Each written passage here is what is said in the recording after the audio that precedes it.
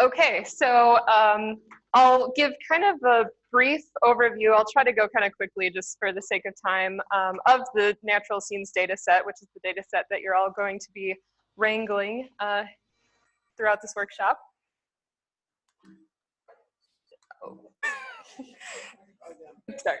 Okay, so main question, why did we want to create this natural scenes data set? Essentially to get a better understanding of how the visual cortex works. I mean, there's a lot of, work that's been done, but we're still not there yet as far as totally understanding how the brain works or how the visual system works. And so just trying to characterize these computations and better understand the visual system. So for example, we have these stimuli, we have these natural scenes, we have the observer looking at these scenes, magical things are happening in the brain, and they perceive something. So we want to understand what those magical things are that are happening in the brain better than we do currently. And that involves building good models of the visual system and also memory. So there's a lot of different things that can be done with this data set.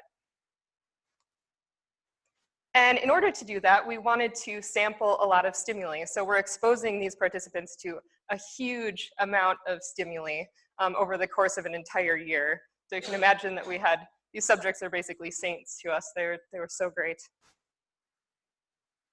So first goal would be to collect this massive data set. And we wanted to keep it kind of general as far as what the task was, what the stimuli were, in order to make it feasible for answering a number of different scientific questions that people may have, and they can analyze the data as they see fit.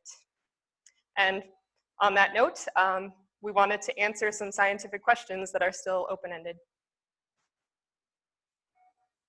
So the main priorities of the data set, we wanted it to be big, bigger than other data sets that are out there right now. So that involved, as Kendrick mentioned earlier, a lot of data per subject. So scanning these subjects kind of in a longitudinal fashion over the course of 12 months.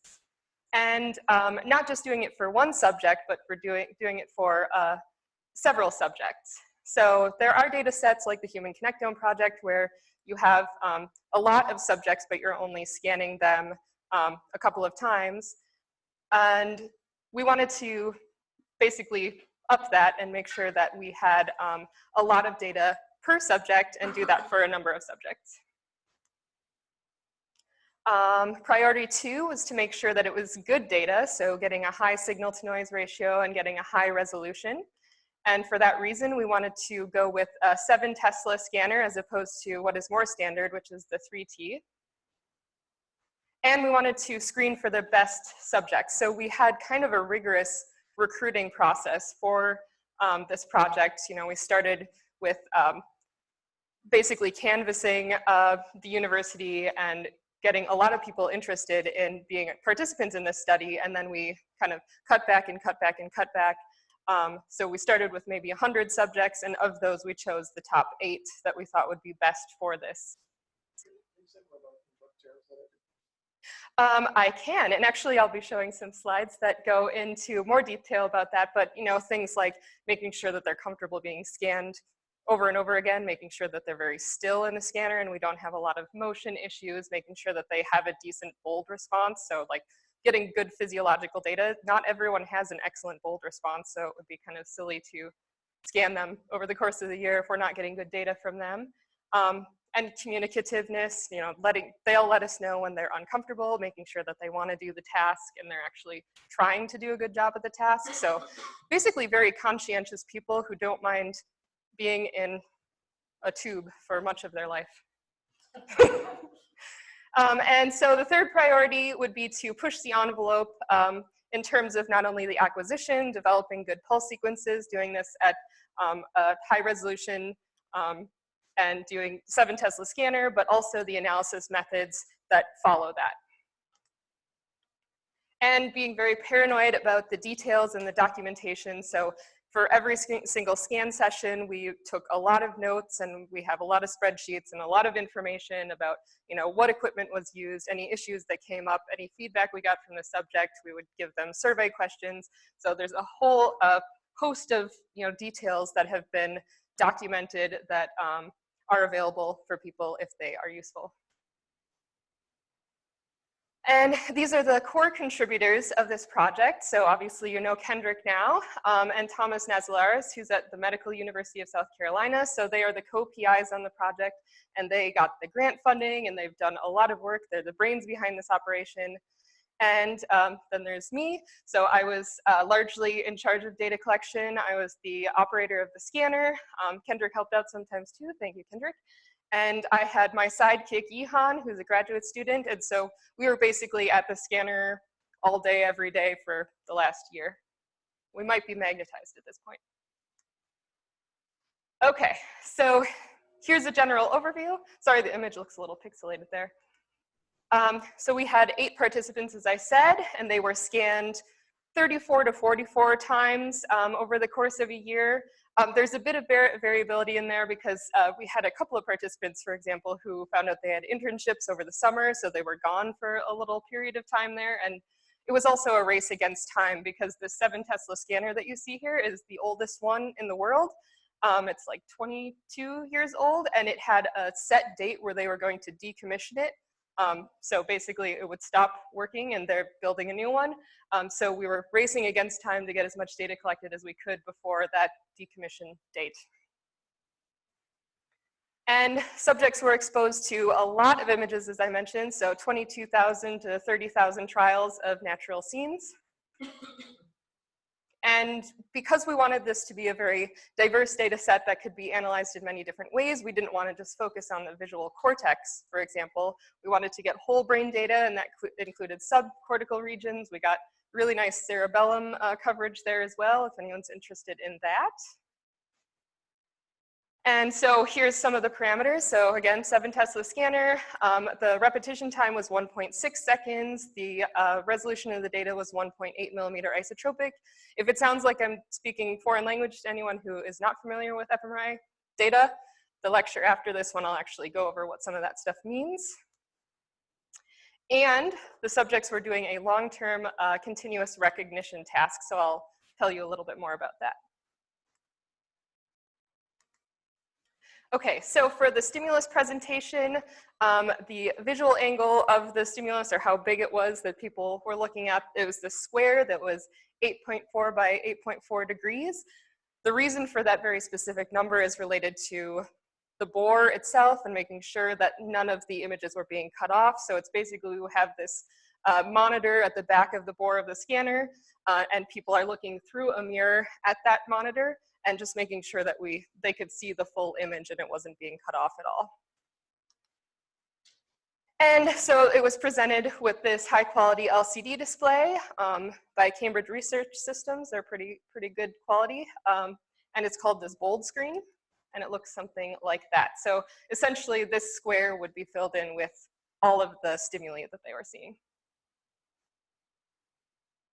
And each stimulus was on for 3 seconds and off for 1 second. So when it was off, it was just a blank screen. So it was pretty rapid events. And these are some examples of some of the images they might be exposed to. So they're very rich images. There's a lot going on, a lot of different things that you can take from these images related to color, related to categories, related to whether or not you can see someone's full face or just the side of their face, or if there's people or not. Okay, so you can try it yourself if you would like. So the task, this long-term memory task, was for every image you see, and you're going to be fixating on this dot here. So the subjects had to be fixating the entire time. You have to indicate if this image is new to you, so you can press down on the table if you like with your index finger, indicating new, or you can press with your middle finger, the second button, because they had a button box, if it is old to you, meaning it's a repeat of one that you have seen either during this scan session or any other session throughout the entire year. So you can tell that it probably got more challenging as the study progressed. Okay, so let's give this a try.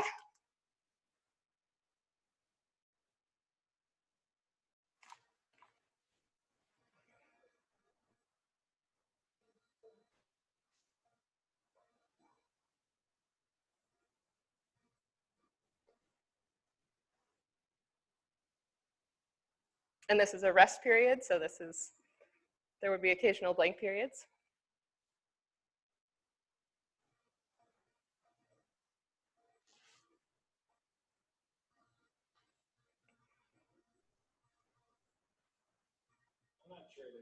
Yeah, it's actually a trick. There's not any repeats in this one. So I'll save you the time. Good job.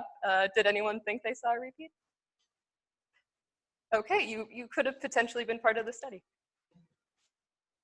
Okay, so this data set, all of the images that we used came from something called COCO, which is, it stands for Common Objects in Context. So it's this massive data set that's available online with tons of different images. I think they have like 330,000 images. I think it keeps growing. But so they have a huge amount of images to choose from. From those, we selected 73,000 that we used for our study. And they've got, annotations of various types. There's different image categories.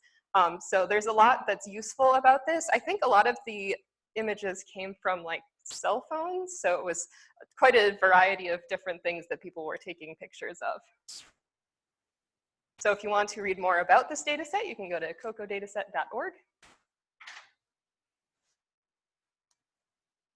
Okay, so here's some of the data that was collected. I'll just kind of give an overview of all of the stuff that is available. So we have the functional data, and that includes these whole brain EPIs while they're doing this long-term memory task. And I talked about those parameters. It was multi-band factor of 3, parallel imaging. We also have resting state data, as Kendrick mentioned. And we also have retinotopy, which is sort of category localizer. So we have retinotopy and category localizer. So both of these are useful for kind of just general localizers. And we have synthetic stimuli. So there was another kind of subset of tasks that the participants did that were just synthetic images as opposed to these natural scenes. And imagery data. So instead of actually looking at images, you're imagining them. So we had someone that we're working with who was interested in exploring imagery. Yes? Were those also during the session, or those the RF you only did that once, or was that? So we did the retinotopy and the category localizer at the beginning of the study. And the synthetic stimuli and the imagery, those occurred after they were done with the main core sessions. The resting state was kind of in the middle. We had 10 sessions per subject of resting state data. And we acquired field maps for distortion correction. EPIs are inherently, they get distortion, so this is a way of correcting for that. And anatomical data, we had several different types of anatomical data. We have 6 T1s, 3 T2s, diffusion data, angiogram, venogram, so a lot of different stuff. And of course we have the behavioral data, so how well they were performing on this task. We also have some physiological data. During the resting state, we also got their pulse and their respiration, so we were monitoring that the whole time while they were in those.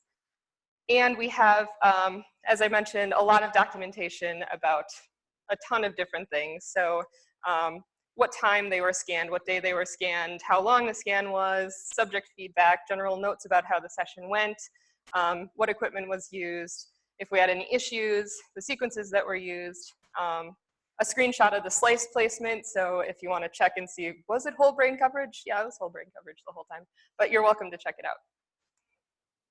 That is an example. Okay, so this is one of our subjects, and this is showing the yellow box indicates what the coverage was. So you can see we're getting the whole brain in there, and we got the cerebellum down there.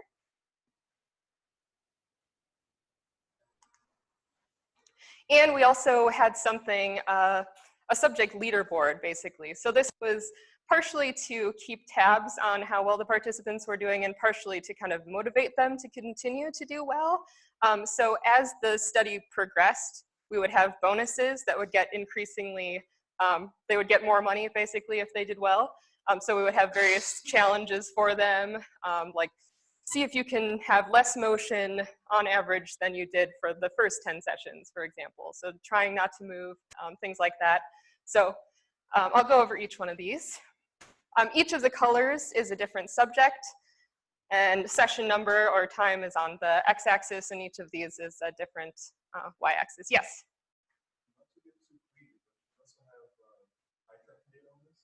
So eye tracking was very tricky. We have some eye tracking data, not a huge amount.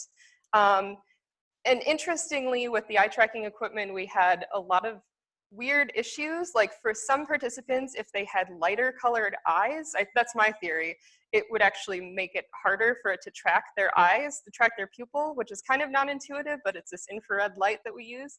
So in the cases when we couldn't get eye tracking data that was successful, we would still video record them for those particular sessions, but not for all of the sessions. Yeah, it was shared eye tracking equipment and we couldn't get access to it the whole time. Yes?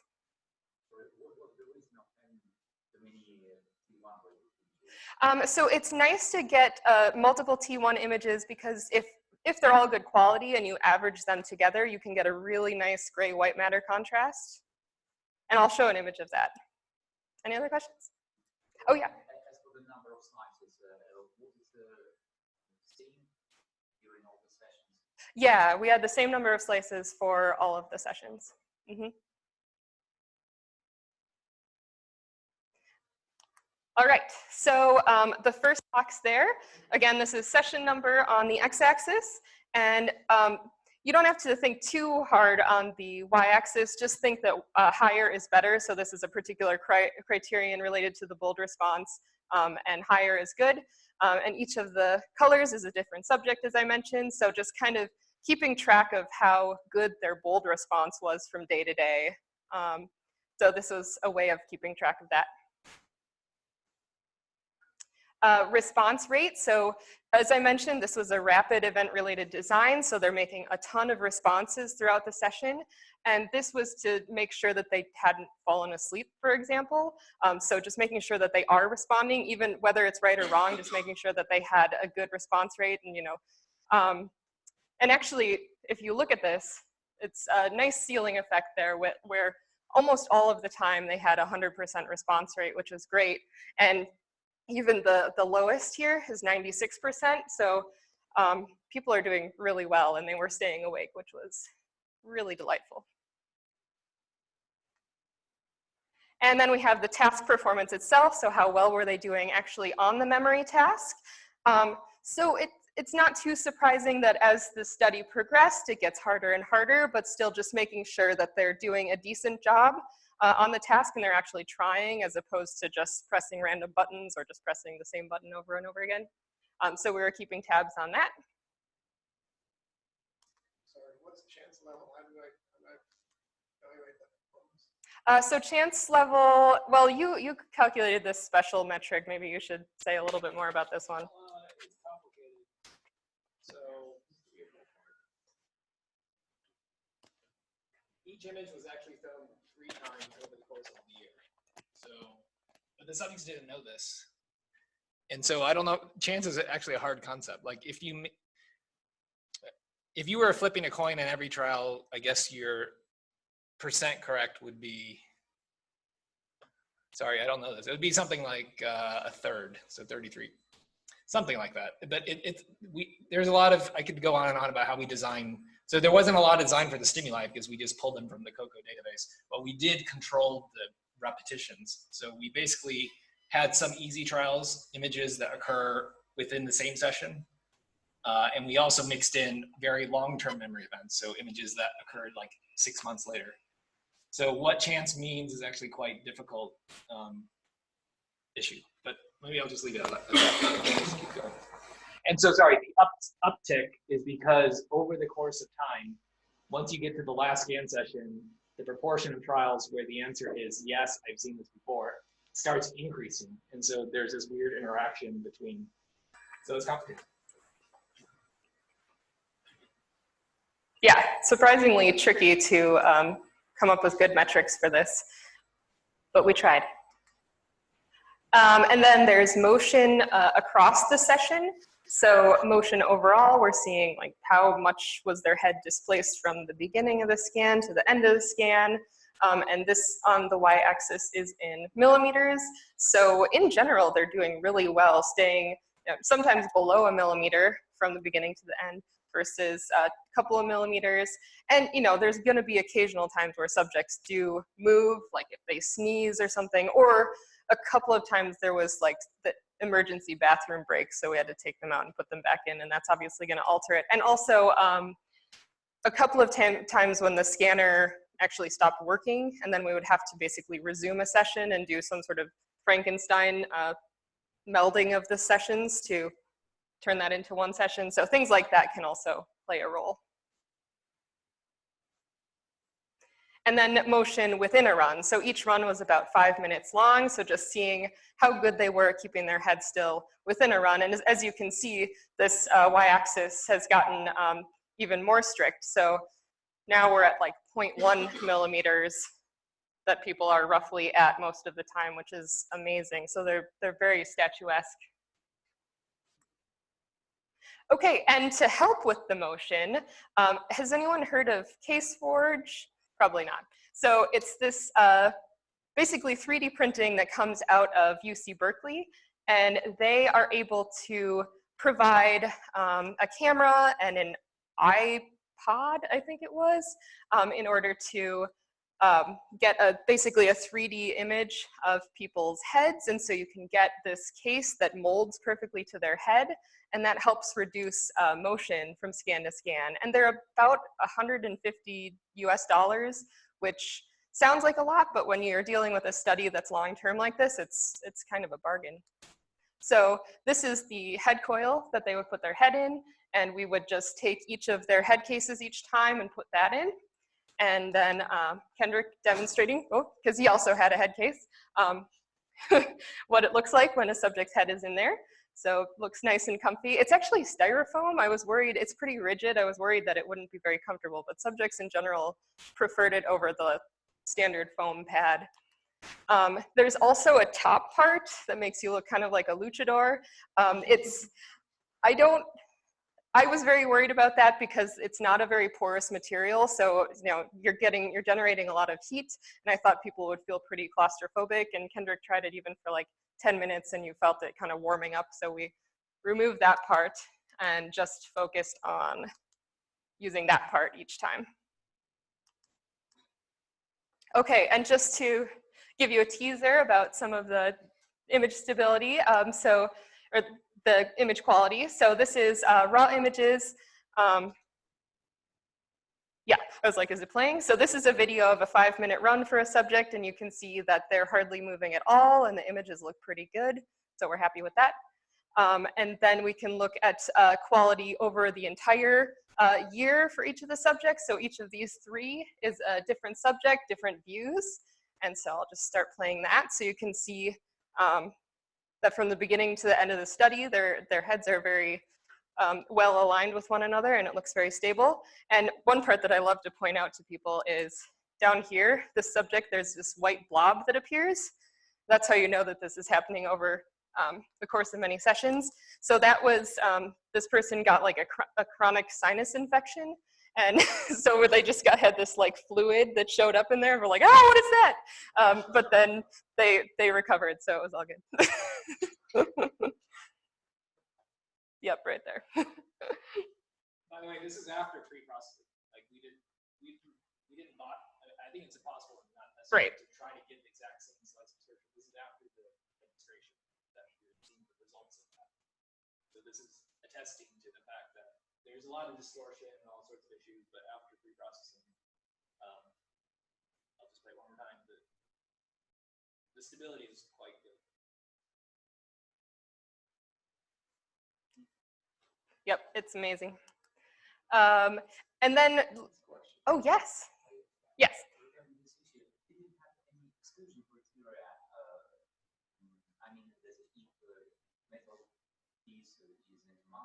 Oh, yeah, so definitely we would exclude people if they had any sort of metal. We actually had one subject that we screened where I didn't realize it until after the fact because it was very well hidden that she had some sort of like metal hairpiece in her hair that totally messed with the data. But yeah, so braces are fine. You'll get some dropout in the mouth, but it's fine as long as it's not ferromagnetic, which it's not.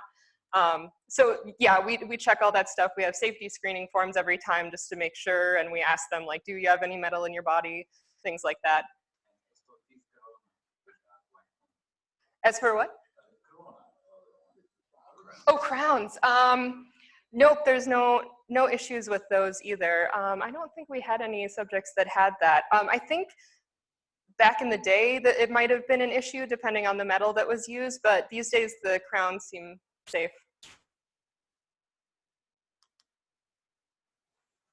Okay, so this is looking at alignment of the structural versus the functional data.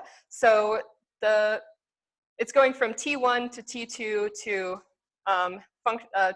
functional. And as you can see, if you just kind of line up, you're looking at each of the different parts, you can see that it is pretty well aligned with one another. So you can see, so T1, T2, functional data, that everything looks very well aligned. So again, it's the three, each three is a different subject. And then I can show a close-up of that. So you can get a better view of how good the alignment is. So we're pretty happy.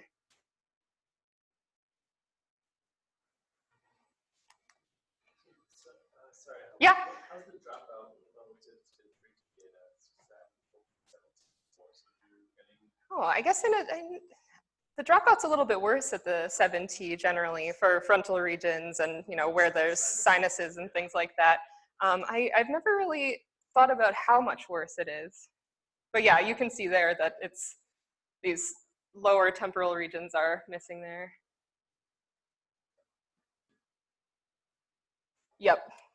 Yeah, unfortunately, that's one of those unavoidable issues. Okay, so now we're looking at T1. So this is a structural scan, and this is another type of structural scan. This is an angiogram, so looking at the arteries in the brain. So we'll show the T1 first. So this is just going slice by slice through the brain.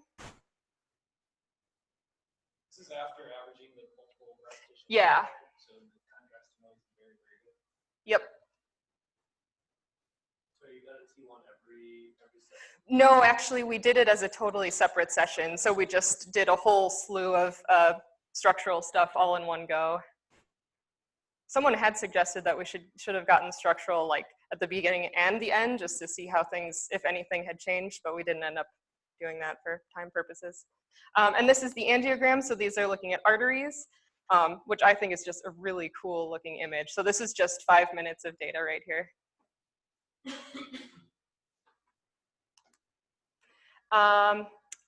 So here's some more videos demonstrating how stable the bold response is. So this is the hot spots are the bold response over time. Or sorry, for one subject, I can't remember how many sessions this was. Maybe like 6 sessions averaged together.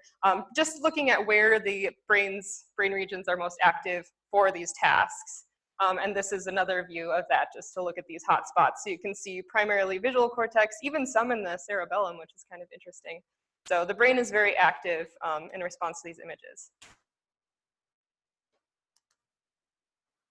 And so these are flat maps that are demonstrating basically the same thing. So you can see that the hot spots, this is the visual cortex to orient yourself if you're not familiar with flat maps that look like this.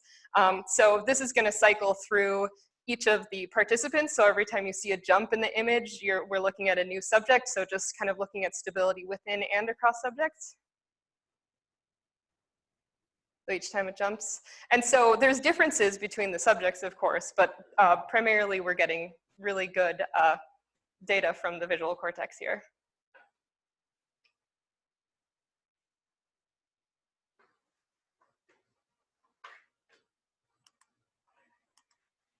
Okay. And this is just another depiction of that same thing. So there's a flat map here, but we can also look at it on an inflated surface so you can feel more comfortable with where you're oriented. So again, the visual cortex is back here. And it's just gonna rotate around. And I think this is group level. This is average of all 8 subjects on FS average, just to give you a sense of where good signals are. Okay, so also a brief mention about the memory component of it. So we're working with someone who's very interested in memory research, and that's Ben Hutchinson, and he provided these awesome images for us. He's just blown away by this data. He's very excited about it. So what we're seeing here is on the x-axis, so these two plots are basically showing the same information plotted in different ways. So on the x-axis, we've got time, but we're going from like 1 trial to 1 minute, 1 hour, 1 day, 1 week, 1 month, out to 1 year. Whereas this one is more linear. We're looking at distance in terms of days. And on the y-axis, we've got adjusted hit rate, which is hit rate minus false alarm rate. And so we're looking at the average response, which is this line here, and then standard error, which is the kind of spread. And what we can see, so this is chance level here. And this is pooled across all of the subjects. This isn't all the data. This happened slightly before we were done collecting the data, so it might look slightly different now. But what we're seeing is that even this far out, so this is comparing the first time they saw an image to the second time they saw it. So did they see it 1 trial later, or did they see it 1 hour later? Did they see it 1 week later, or did they see it a year later? And how good were they at identifying that it was the same image? And they're above chance even, 6 or more months later, which is pretty cool. And this is showing the same thing, but so.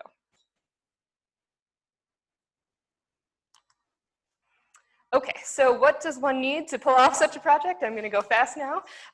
You need a lot of server space. I think with all of the data combined that we have so far, are we at like 16 terabytes of data or something like that? We had to buy a whole server for this project, so it's a lot of data. And of course, a lot of money, scanner costs, paying the subjects, giving them bonuses, making sure they want to come back. Amazing participants. They were so great, all of them. They continued to try on like doing well on the scans, doing well on the behavioral study, and coming back every week. They were very reliable, which is awesome. And having researchers available to actually collect the data every single day, and the huge stimulus set that we worked with, so these 73,000 images. And of course, considering making sure that the experimental design is actually really good. We don't want to be halfway through the study and be like, oh, actually, should have done that a bit differently. So there was a lot of consideration that went into how to design the experiment. And of course, making sure that the data acquisition was pretty streamlined and it was pretty straightforward each day. I mean, there are always things that come up, but making it as streamlined as you can, considering everything, because it's very complicated. And then doing ongoing quality control checks of the data as it comes in. So I'm looking at the data as it's coming in real time, and I push the data to the server as soon as I'm done with it. And then Kendrick runs a quick pre-processing and making sure that we're checking on things to make sure that everything is looking good and reasonable. And making sure that we have a stable, pretty automated pre-processing pipeline available as well. And that was thanks to Kendrick for developing that. Yes? So between 34 and 44 times total, yeah.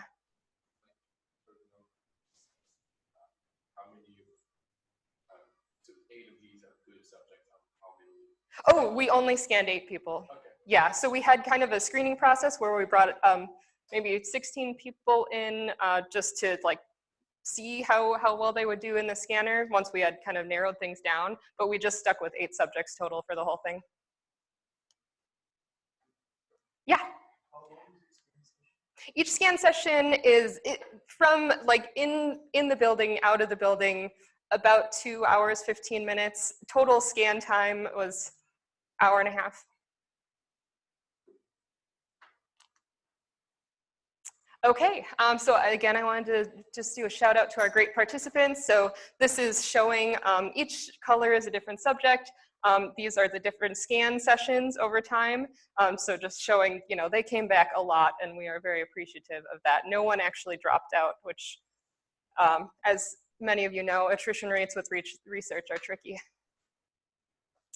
Okay, so what can the data be useful for? Studying various facets of vision, orientation, spatial frequency, contrast, color, objects, scenes, developing benchmark and coding models, training neural networks. You know, we have a huge amount of data, so we may as well start dealing with neural networks, which require a huge amount of data. Individual differences, since we have these 8 subjects. Topography and mapping, generally. And integrating with other modalities, as Kendrick mentioned. You know, people are interested in doing ECOG and MEG. I don't know if we have any EEG at this point, but yeah, kind of integrating the information that we can get from this study with other studies. And dealing with short-term and long-term memory and what we can learn from that. And investigating subcortical regions related to the visual system, which is something that I don't think has been explored a huge amount yet. And, oh, let's get off. Yep, developing different analysis methods.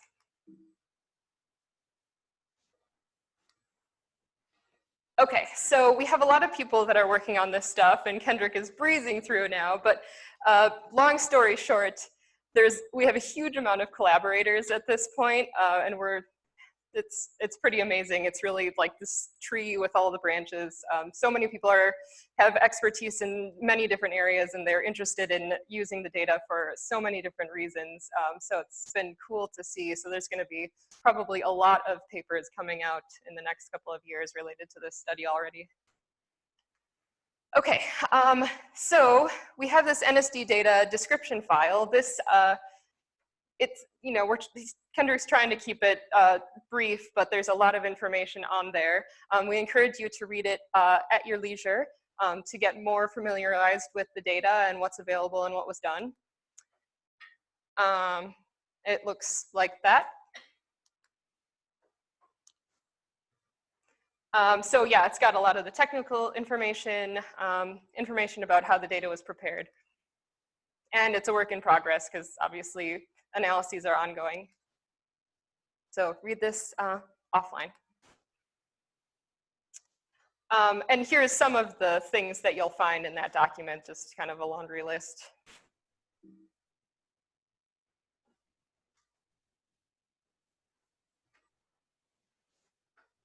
Okay, so here's the pre-processing that was done on this data. We've got the temporal resampling, so we upsampled the data. If you remember, the resolution, the TR was 1.6 seconds, but we also have a high-res version of upsampled to 1 second, and also a lower-res version of 1.33 repeated seconds. There's slice time correction, and a lot of these things I'll go over in a bit more detail in the next lecture. And making the time points coincident with the first volume. We've also got spatial resampling done, again, using interpolation, so upsampling the data from the 1.8 millimeters to 1 millimeter resolution, motion correction, distortion correction, alignment of the brains across sessions. And so for the GLM analysis, we've got these single trial beta estimates, hemodynamic response estimation. Instead of using a canonical HRF, there's actually estimation for each voxel. And then, of course, someone had mentioned they're interested in GLM denoise. That was used for the processing for this study. Ridge regression, and yeah, I guess I'll fly through these. There's also, so we use Freesurfer for the reconstruction of the brains, and did also do manual editing. So there's the automated process, but you can also tweak the automated process if it seems like there's some regions that it's struggling with, particularly frontal regions and bottom of the temporal lobes. This is a way of, you can manually edit these segmentations. So if you have questions about that, I spent a lot of hours on that. So this is showing before manual segmentation. So you can see that this part of the brain is missing, and afterwards it's capturing more of that. And also down below here, like that. The tricky process, I don't recommend it ever unless you have to do it. Okay, here's just some take-home points. It's a very large data set. It's high quality, very stable. It can be used for a number of different things, a number of different analyses, and it will be freely available, we're planning on the end of this year. But it's also available to you now, so yay. And collaborations are welcome. We have a huge amount of collaborators already, but you know, if you're interested, you can always inquire with us and we can discuss. Okay, I think this calls for another break. Questions, maybe? Oh, and questions. So, I mean, that definitely was the high level. There are a lot more details.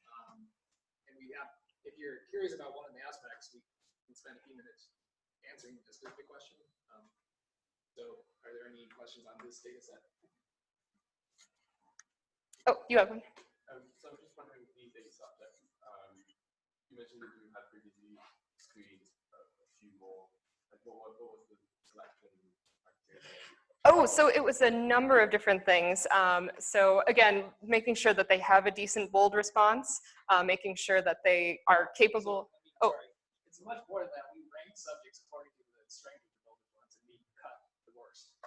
So it was very aggressive, and it definitely is biased. It's a biased sample of people. Part of the bold response is just something you can't control, like your blood, but also part of that is like, are you attentive and looking at the stimuli? So it's a mixture of both. But yeah, it's not just they had a decent response. We chose the best, and we culled the worst. But also making sure that they are communicative. You know, if they're in the scanner and they are uncomfortable, that they will talk to us and we'll make sure that they're alive and they're okay and everything is going well, and giving us feedback and things like that. So there's a lot that goes into choosing what are considered good subjects. So there were a set of 15 that we brought in for a screening, like an actual session. It was actually the PRF and category localizer session. So we did 15, and it turns out that head motion is actually a quite good predictor of what my bold metric was. So you can separately quantify head motion, separately quantify like number of activated pauses, whatever. I don't think the specific metric matters that much. But there's a pretty tight correlation between the two. So, but with some exceptions. So it's not a 100% predictor, but by and large, I would say the dominant source of noise in fMRI is small head motions, at least in this type of acquisition. Did that also predict the head motion also predict whether they had good looking PRFs or not? I found kind of variability. I did not look at that, but I would guess probably, but for simple reasons like signal to noise. But as you know, PRF also has eye fixation, which we did not quantify because we didn't have eye tracking. So it's a mixture of many factors, I would say. Yes? Correct me if I'm wrong. Did you use the time of the blank screen to correct the response and to retrieve the false signal from the previous image? Oh, so just getting like a baseline estimate of the response? Yeah, that's used in part of the preset.